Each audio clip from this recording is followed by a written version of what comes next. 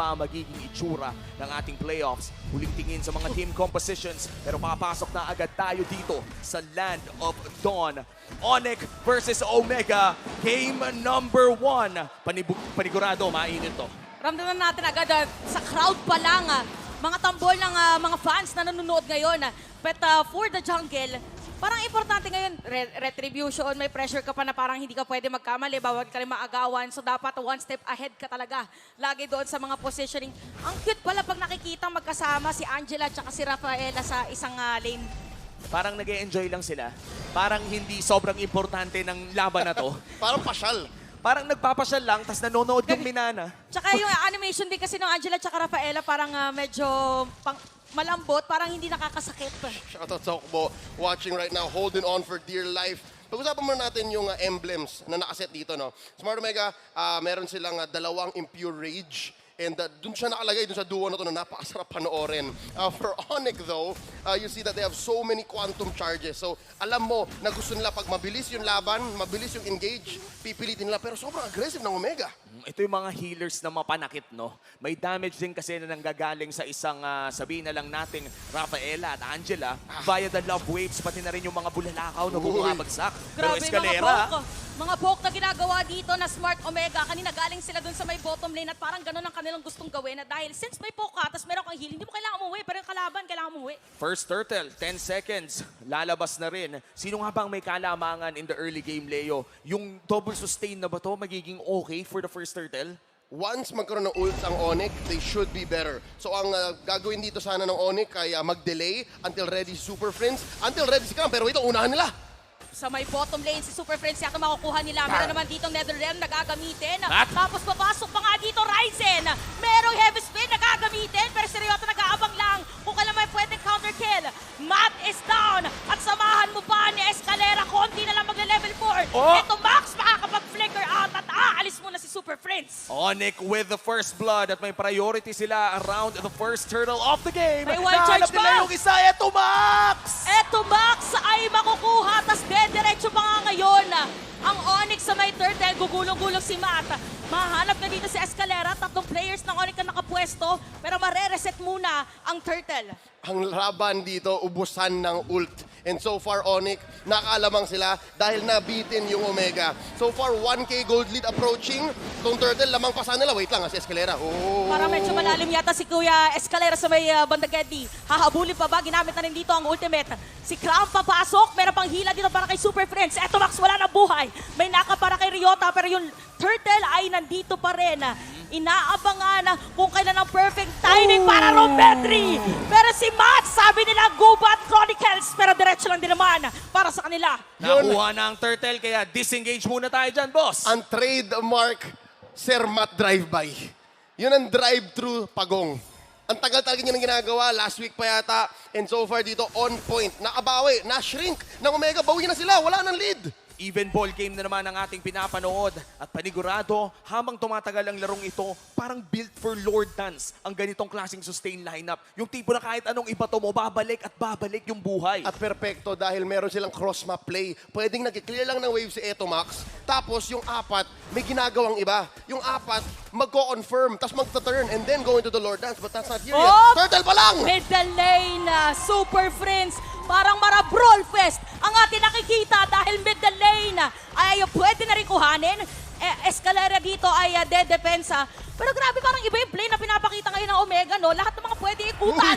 Ay ikutan nila at masakit na agad ang mga bola ni Kelra. Napakaaga naman mag-ube ng Smart Omega dito. 2 healers, 5 sa mid lane. At sa taas, si Nets naman ata ang punteriya. It's a 3v1. At nawala lang siya ng parang ganon. 2 for 2 ang ating kill score. Natalian pa nga si Nets nung moment na yon. Kaya naman na Omega ay lamang para sa ating laro. Pero Onyx parang nagugulat sila sa nangyayari ngayon. Nabaliktad. Yung lineup nila na dapat sila yung may gulpi-digulat factor. Parang pag wala yung timing, pag hindi sila yung nag-i-initiate, nagbabago, nag-iiba. Hala, hindi pa tapos. Parang every time na may moment na pwedeng pumunta dun sa may middle lane yung Omega, talagang pinupuntahan nila. So this is a different type of rotation from them. And Onyx, kailangan lang nila mag-regroup somehow. O si Ryota. at kailangan din nilang mag-ipon ng maraming armor dahil sumasakit na ang physical damage ng Omega. Si Ryzen ata ang punteriya sa mid lane pero mukhang mabubuhay naman siya. Low HP at makakatakas ang Onyx pero Turtle ay nandyan na, mababa ang HP ng mga Sonics. Pwede ngayong pumesto ang Onyx, magsuspawn na rin later on ang mga purple buff. Si Cram dito ang unang pupwesto and Matt is here as well. Kaninang unang turtle objective natin ay medyo na-reset at napabagal. Si Matt ay iikot na lang muna. Merong setup play ba para sa kanila? Masastan dito si Super Friends. Magbabato lang ng planggana pero flicker! Pasok para kay Escalera. Ito yata inaatay nila. Eto Max, makukuha nila. Pinigla nila ang kapitan at mukhang Turtle ang gusto ngayon ng Onyx pero pantay sarado kay Ryota. Big rotation mula kay Kelra. 10 seconds, heart guard. Meron si Etomax, so pwede siya sumali ng team fight agad-agad. Dinedri lang nila and they're taking the fight to mid lane. So far, the fact na medyo tahimik ang lane ni Nets means makakapag-recover siya. At ang Onyx, yun ang gusto. Kailangan ng Onyx PH mag-buy ng time para mabawi itong gold lead. Drive-by! Nako, hindi na nga aabot yung retribution doon. Makakasakay si Eto Max. Pero Onyx dito ay lalaban pa rin. Meron pang wall para kay Escalera. Masakit pala dito yung mga planggana. Hahabulin. Ryota nandito na rin. Nagkatapatan ang mga XP lane. Diretso sa may purple buff. Napakalalim ng team fight. Naghahanap sila ng pwedeng maagaw at mukhang nabakuran na ng barangay ang purple buff ng Onyx. Masesecure nila ang purple kontra sa Turtle na nakuha ng Onyx. Trinade pa rin nila.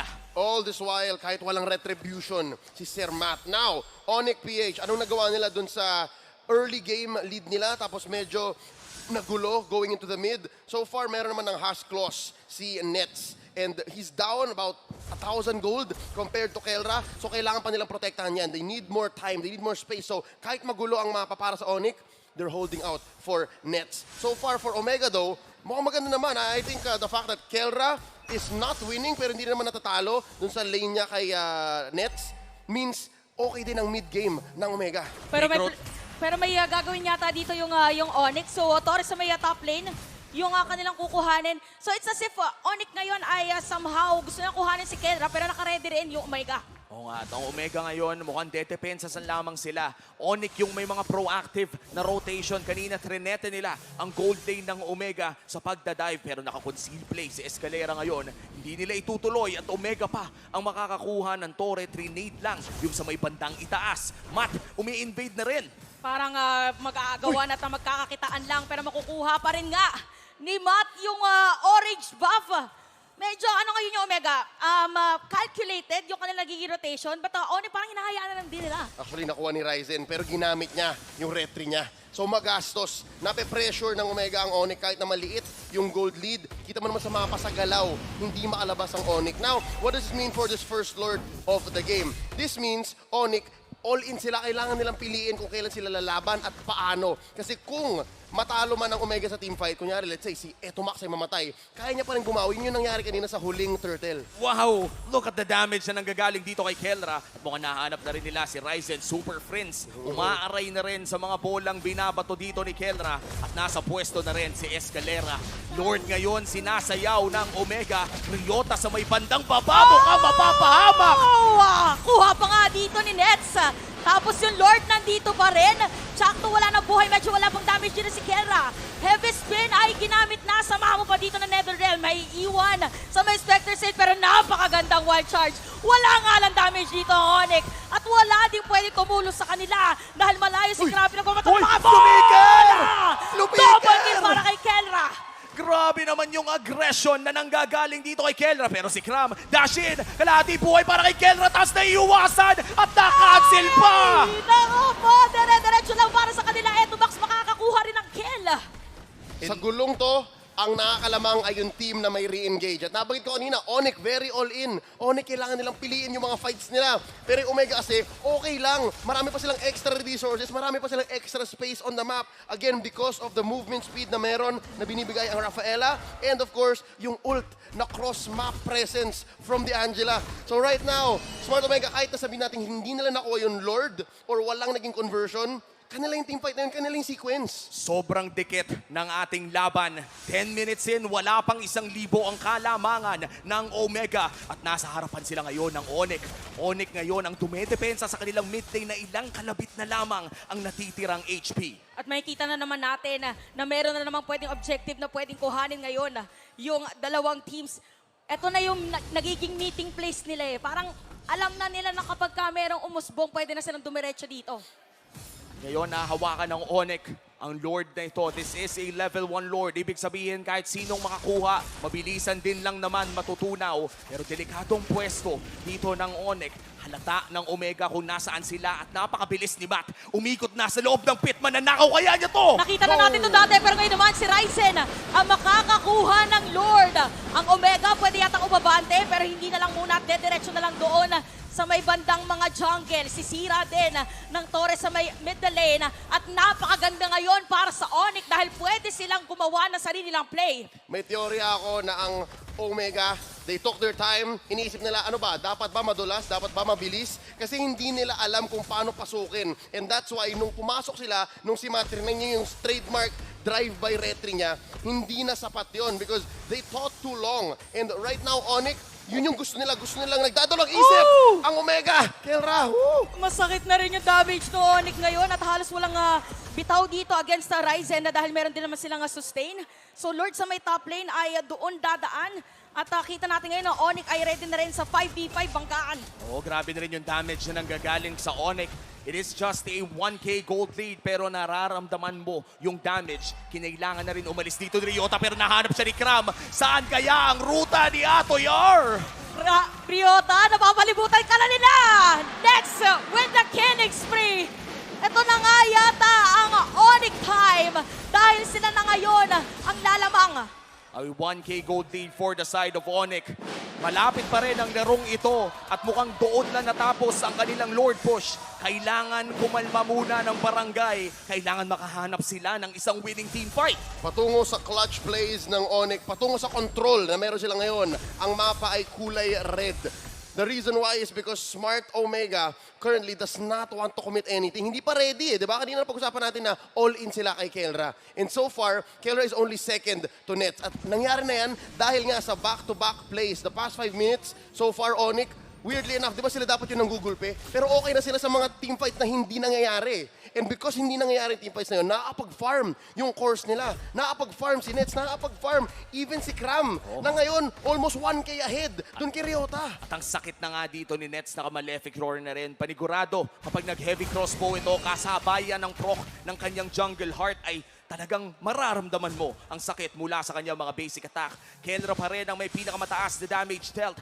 Pero hindi nagmamatter yan kung hindi mo maibabato sa perfect timing na kailangan nilang hanapin against Onyx. Meron din pinagkaibahan dalawang gold laners natin. One chose just steel leg plates, the other wind of nature. So si Kelra, kaya niyang tumagal. Pero kabaliktaran naman ito, si Onyx gusto niya all in. Tatapusin na kita right here, right now. So, there's this small frame of time for Onyx na pag nanalo sila ng teamfight, gera to. And I think it's gonna come into play here, the clutch Netherrealm of Super Friends. Bantayan natin kung nasa si Super Friends. Kung siyang mabigla, kung siyang mapilitan mag-ult ng maaga, yun ang pipiliting fights ng Omega. At habang tumatagal ang labang ito ay nagiging mas importante ang sustain na meron ang Omega. The double sustain lineup na magagamit nila in Lord Dances na kayang tumagal up to 7 minutes na nakita din natin nung isang araw. At sisimula na nga ito ng Onyx. Half HP on this Lord pero hahawakan lamang ng mga Sonics ito. Mahaba-haba na naman na pagsayaw ang ating makikita sa dalawang koponan na sinabi ni Leo kanina na si Super Friends ang kailangan unang papatikin against sa Onyx. So mauuna ngayon na pwedeng pumwesto sila Ryzen at si Super Friends ay alam niya din na siyang pwedeng targetin. So Escalera dito ay pipigilan at sasabihin sa kanya mga kakampi kung nasan nga ba talaga si Matt. Halos wala na buhay ang Lord pero pupunta naman dito kay Ryzen. Pero pa one charge, Escalera mamapatay at ginamit na nga dito ang Netherrealm. Dediretso ang Omega. May iwan pa nga dito at masasilence pa si Super Friends. Double kill na para kay Kelra. Dalawa ang nawala para sa side ng Onyx pero sila pa rin ang nakapag-secure ng Lord on Nets. Siya na ata ang isusunod. Pero nandyan naman yung shield na nanggagaling sa kanyang Rose Gold Meteor. Onyx lamang pa rin ng 3,000. Lord push imminent for the Sonics. Talaga nagpapalitan lang yung dalawa ngayon kasi parang ito din nangyari kanina. Onyx din nakakuha ng Lord, pero Omega, ready sila sa teamfight. Tama, inisip na ng Omega dito, hindi na pwede yung nangyari kanina, yung papasok tayo, pipilit, walang makukuha. Ang sabi ng Omega, okay, hindi natin makukuha yung Lord, let's focus on the turn. This is one of their keys to victory. Focus on good trades. And now Onyx, nakasupon na sila lahat. They're back on the map. They're gonna take advantage of this Lord Luminous to so pwedeng mabasag tong mid.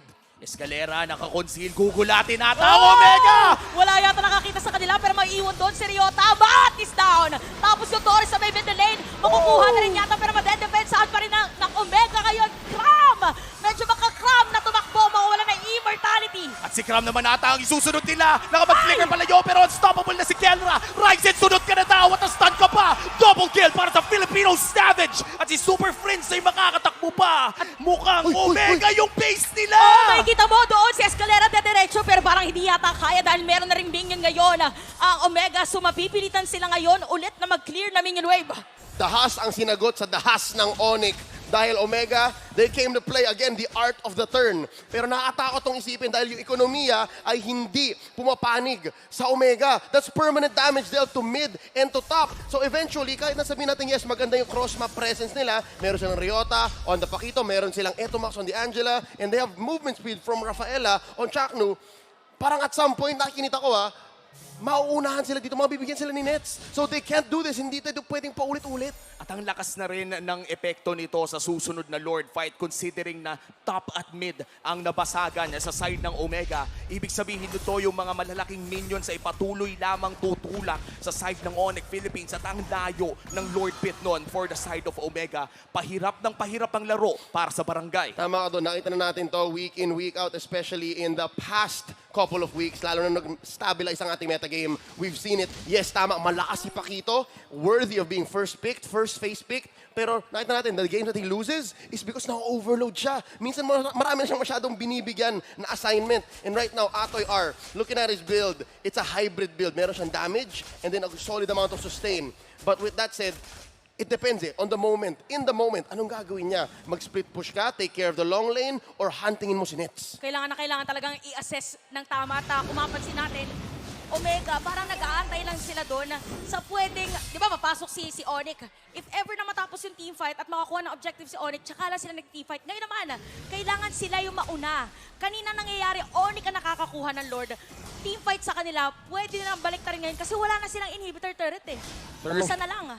Third Lord of the game at mukhang yun nga ang gagawin ng Onyx. Aabangan nila ang mga minion waves na mag-push sa gitna at sa taas para sa side ng Omega. Kayang hawakan ito ni Ryzen ang buong araw. Ito yung literal na kahit wala silang healer ay makunat naman at may shield din. Pero pumipwesto na dito ang apat mula sa Omega. Pinadala nila ang Angela doon sa itaas kasi may heart guard naman. Alam mo yan, dyan na yun, pwede rin puntahan if ever. Ayan, si Etomax nakabang. Napanood natin dati merong medyo hindi nila alam kung dedepensa ba si Etomax, iiwan ba nila yung may top lane. So ang daming kailangan bantayan ngayon ng Omega. At yung side naman ng Onyx, parang nakatayo na lang, hinahayaan na lang nila yung Lord. Walang nag-hit. Tingnan natin to, yung pixel brush si Cram. Feeling ko may gugulatin to Nag-aantay lang yan. Ang daming pwedeng sagot ng Onyx on a whim. Escalera goes in! Tapos yung Lord ay napunta sa side ng Onyx. At mukhang magdi-disengage lang sila ng parang ganun lang. Naku, hindi na rin umabot. Parang hindi na nagkaroon ng entry point. Dito ang Omega and Onyx 4.6k gold lead. Again, walang dalawang inhibitor turret ngayon ng Omega. Pwede na diretsuhin. Nagmistulang maestro si Escalera. Sabi niya, 1, 2, 3, game. Isabay mo yung red 3 sa wild charge ko. At masayang masaya ang Sonics doon. They're happy with this 4k gold lead. They're happy with the secured, evolved Lord. Sabi na, sa base na lang. Let's wait for the ults. Let's wait for the big resources. At dun tayo magkaalaman. I think this is the third Lord of the game as well. Pangatlong Lord push na dedepensahan ng barangay. Kilala natin ang dugo ng Omega. Sila ang dumedepensa ng paulit-ulit hanggang mabaliktad nila ang laro. Kaya nilang gawin ulit to against Onyx as the Lord pushes down in mid lane. Onyx ngayon ay pwedeng kumatok. Yung Lord ay hindi sa may middle lane. Medyo masasaktan doon at ginamit na nga yung heavy spin. Matt ay mabibili na lumalayo pero madedepensahan pa rin yung Lord. And Matt ay patay ngayon. Mababawasan. May minion wave pa ngayon para sa side ng Onyx. Dalawang may immortality. Madedepensahan pa ng barangay. Pero tower lock na yata Nets! para kay Nets. Pero kaya pa naman din now! Godlike na para kay Kenra! Tapos nahanap nila si Nets, si Escalera nag-conceal pa pero too late na dahil nasapak pa si Super Friends. Tatlo ang wala sa Onyx. Mukhang Omega naman yata ngayon ang pwede dumiretso. Dalawang Torre ka lang pwede i-push at mag-clear na minion wave. From macro patintero to micro patintero, sinong unang magko-commit sa ano o dadaan, kaliwa o kanan, sa loob ng base? Nagdalawang isip ang minions at ang buong koponan. Base ba tayo or turn? And dun nagkaalaman. Onyx, PH, ang dami nilang nawala doon. And right now, momentum ay sa barangay. Oh, dediretso pa nga yata. Talagang alam mo na yung Omega yung movement nila na ngayon na since meron silang dalawang taga-sustain. Sige, kapitan lang natin. Diretsoin lang natin kay Kelra. At pag may papasok, ready si Ryota. Perfect game so far for Kelra. 8-0-3. Okay, Lord coming up in about a minute. Lampas na tayo ng 20-minute mark. Bago natin pag-usapan kung ano yung next panoorin natin. Again, papasok si Escalera, nag-wall muna siya. Tapos nakalimutan nila, wait lang guys, turn ba? Or dun sa base muna? And masyado na malaki yung space na nabigay kay Kelra. Masyado na maraming damage. And nawala na. Nasira na. That could have been the end. Pero sabi ni Omega, okay, goods. May isa pa tayong live. At tignan mo naman yung flicker na ginawa ni Kelra doon. Papasok para mahanapan ng angulo si Nets. That is the killer instinct from the Filipino Savage, the gold standard. Alam mong malakas kapag dalawa na yung nickname sa ligang to. Parang ang dami na, sa bagay, kasi ang dami na din na talagang napakita ng mga moves. At saka yung mga ganun, yung sinasabi nating gulat. So for Onyx, kailangan na i-activate ngayon yung mga ganong gulat. At dumating na naman tayo sa point ng laban kung saan lumapos na ng 20 minutes. Pero parang delikado yata si Kuya Kram dito sa may bottom lane. Hindi, ano lang, silip lang. Lord evolved already 21 minutes in at mukhang babalik na naman tayo sa close to 50-50 at hahawakan ng dalawang junglers ang Lord na ito. Gaano katagal ang Lord Dance? Yan ang ating makikita dito. Ang series, ito na yung pinaka-close na 50-50. Sa totoo lang. Pero wait lang, baka may bigla ulit. 56-44, yung Lord, mapupunta naman dito kay Matt! Tapos merong bibili na Winter Truncheon, diretso ngayon para nagbaliktad. Meron pang Kelra! Ako magpasok na wild charge para kay Escalera, mawala ng buhay dito mga players na Omega. Pero makakatakas pa iba, Kelra! Unang patay! Against sa kanya at si Nets, diretso na! Eto, Max! Eto, Max! Tumatakbo na ngayon ang mga support ng Omega! Kinakat na ni Ryota yung wave pero may malaking wave to sa may bandang itaas. Jack with a 4-man stun pero kung si Eto magsatay, babagsak na rin! Oh no, meron pa minion wave dito ngayon ng Onyx, pero papasok, magsaspawn! Yun dito sa Omega, manitira dito si Ryota! Oh! Sa taas pa tumaan yung Lord! Pero tower lock, base lock para dito sa Onyx! At Onyx, buhay pa rin ang playoff stream! Kailangan nang ituloy-tuloy ng Omega kung gusto pa nilang makabawi pa. And for Onyx,